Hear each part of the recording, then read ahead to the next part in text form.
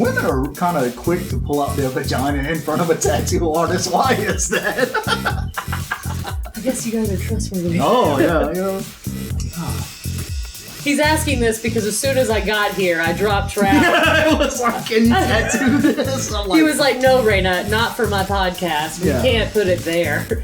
The fool, just right above. The fool right above your vagina. I just want a guy to know what he's getting into. That would be such a, like, what the fuck is this? Oh, fuck, that's hilarious.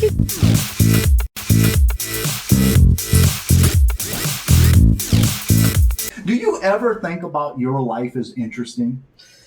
Not really, but other people find it interesting, Yeah. so I talk about it. So Jonathan Craig, he was a Huntsville comedian. He's since moved to Nashville, and he's doing a super bunch of creative things there.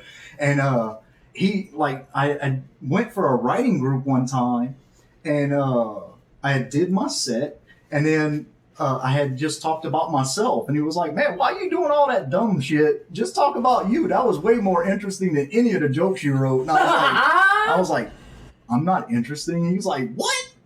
He's like, "A redheaded Cajun?" He was like, "Man, what's not interesting about that?" And I was like, "Oh, okay." And so, like, that definitely sent me on a path right there, you know? But, like, have you met somebody that's kind of, like, helped set your course, like help set your path? Oh man, I think everybody has influenced me. Like we have Tom, the manager of Stand Up Live, who is always willing to offer advice, and it's good advice. And you have Scott Eason, who's also, your probably most successful local comedian. That is, who's got almost an opposite point of view from Tom. So I've taken a lot of what they've told me, and I've like kind of found myself in the middle of a lot of it, like taking just advice from everyone and finding the path that's going to work best for you. And I am like, I'm big on, hey, tell me what I can do better. Like I try to observe like what goes well and what doesn't go well at comedy shows. And I think I've honestly just picked up a lot from so many people, and I'm setting my own path. My own path, but like they're influencing it. I couldn't do it without the influence. I would be lost without the people around me. And how you say that, you're walking your path, they've walked a path that's worked for them or hasn't worked for them, so they've changed the course. Exactly. So whenever you're thinking about your career in comedy, where do you feel you're falling short right now? Writing? Oh, all the time. I'm in between, like, I like to sit down and write for some jokes, but a lot of them, they come out better just off the fly and naturally. At least just to flesh out a joke, even if I have to clean it up after I sit down, Do you record all your sets? I'll voice record and I go back and listen, and if it's something I ripped with, I make a note of it and I'll use it again, or I'll try to write from what I heard already. If you're just, straight up eating shit and you're expected to do 15 minutes and you start eating shit 5 minutes in, like if you can't get them back, you're gonna eat shit for 10 minutes. Oh, man. And nobody really realizes how long 10 minutes is. Oh, it's long. If it's dead. Until you're standing behind that microphone and you're like, 10 fucking minutes. Where's that light? Where's that light at? Anybody gonna give me that light anytime soon? As a female comedian running a show, what kind of hurdles have you experienced, if any, because you said, a lot of things changed after Me Too and stuff like that. So, like, what has been your biggest hurdle that you see that, has kind of held you back just because of being a woman comic? I have not experienced being held back from something at this point, because I think since the Me Too movement, like, trying to make sure you have a woman on your fucking show is, and making sure you have a diverse lineup, which is a good idea anyway. It just keeps the show interesting rather than having a lineup of all of the same person, or same type of person. I think I've gotten lots of opportunities, and there have been some that I've probably missed out on, because I was female, but I guess I didn't know about them. But to me, I feel like that's like what comedy's about. It like really kind of brings people together, like trying to help each other and all that. And I really value the friendships that I've made in comedy. And I say relationships because they're professional relationships too. And mentorships, people I look up to. It's my favorite thing I've ever done. So gay for comedy. You need to make a shirt. Like, I say I'm gay for comedy, but I'm also bisexual, I'm queer, so I run, currently the only, consistently run queer open mic in Huntsville. Last year, I did a big Pride comedy show, and I plan on doing one again this year. This year, it's going to be called Queer for Comedy. Let's get gay, and everybody's invited, so tell all your friends. So even straight white male? Even straight white male. Oh, I'm so honored. Of course. Gay people party better is all it is. And do I think straight people don't deserve to party like that? No, you guys deserve it. My first and only festival I've been a part of, the Pride Comedy Festival in Pensacola, and it was a blast. I went to the beach and got to see, tits for shots and dicks for shots, and it was awesome. If I could tell you the number of times I've seen a dick for a shot. Oh, well. Gosh, no, I just, so many times I can't even count. So where does the tattoo come from? The Fool. I like the comedy and the darkness behind the gesture concept in general. Which gestures are seen a lot of times on the tarot card, or the Fool or whatever, or they were called a fool. And I feel like that's what comedians are. We're a bunch of fools. I'm a fool for thinking I'll open for Chad Daniels. You hear me, Chad Daniels? I want to open for you. I'm not ready yet, but I will be. I'll let you know. I mean, if you want me now, I'll open for you right now, but it wouldn't be my best. No telling what kind of quality you're going to get, but I'll do it. I'll do it. You probably don't want me to, but I want to. But no, I don't know. I like the darkness and the humor behind it. I mean, that's what Jesters and Fools were. They were meant to be entertaining for people, but also a lot of times they were super mistreated, and I have a dark sense of humor.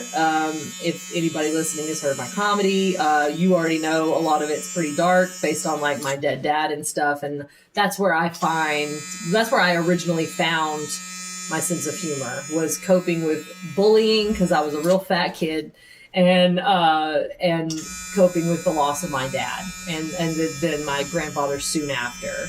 That was a rough time in my life. So the only way I would have survived is with a sense of humor.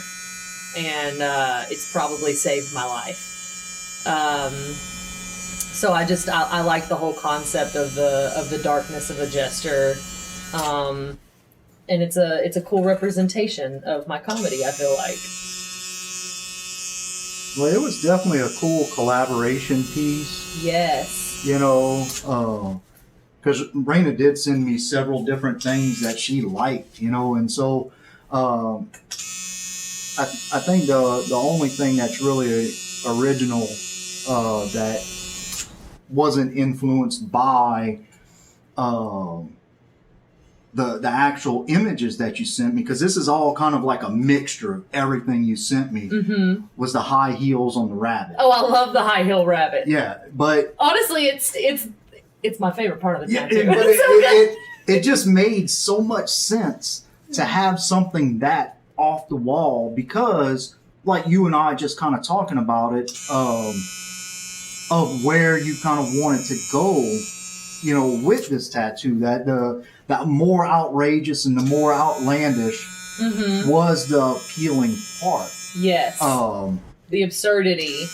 Do you ever translate some of that absurdity into your comedy? I have a few absurd jokes. A lot of my, especially like my immediate like based stuff, like the things that people will hear in my set, my polished stuff, my most polished stuff is based on my actual life, you know, and it's so a lot of it has a lot of underlying truth, but then I'll go in to talk about how, like, well, my dad's dead and he's always watching me, but my life's like a porno, right? Like, so I you know, that's where the exaggeration comes from, or not exaggeration.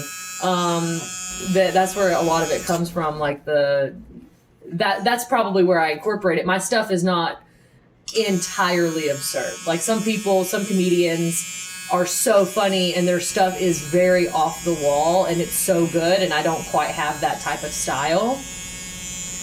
But I would say that it probably influences like some of my darker things, and that's what lightens it up. That's what makes dark humor easier to laugh at, is when you make it absurd.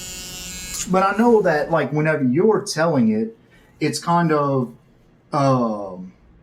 like it's not affecting you emotionally, okay? Right. But I know what it's come from is just years and years of being comfortable with it and looking for those things that make levity to where it's more, I can deal with it now. Yeah, and we can laugh about it. Like, that's, you can't, I can't just be like, hey guys, my dad's dead. People aren't going to laugh. No. I've tried. They don't do that. Yeah, it's not funny. It's just not funny. You know? But you do approach it from an angle to where you do get people to where it's like, okay, well, she's going to joke about it, so it's okay to laugh. Because right. I know sometimes, like I think early on whenever I started watching you, people really didn't know what to think. People don't know what to think. And I'm still working on how to spit on it before I put it in, is how I put it, like warming the audience up to dark humor. I'm still working on that, especially the dead dad in particular. And I've watched it fall flat, but I've also watched it get like a big reaction, you know, right. Because people just aren't expecting it. It's like, holy shit, you know. There's a fine line, and I'm still figuring that shit out. Comedy is so hard. First of all, thank you for noticing my growth. Now that I'm done crying, Boudreaux had to cut it out. Just kidding. I have so far to go. Like I do feel that I've grown a lot, but I do have so far to go, I think. But oh my gosh, I'm so excited. Look at it, it's so cool!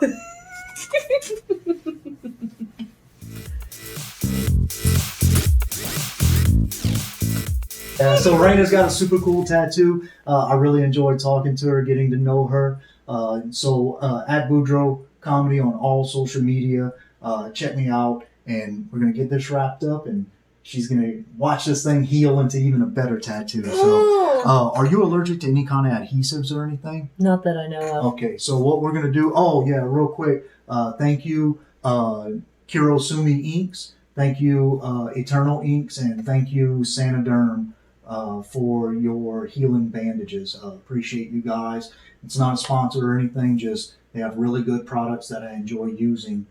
So thank you very much.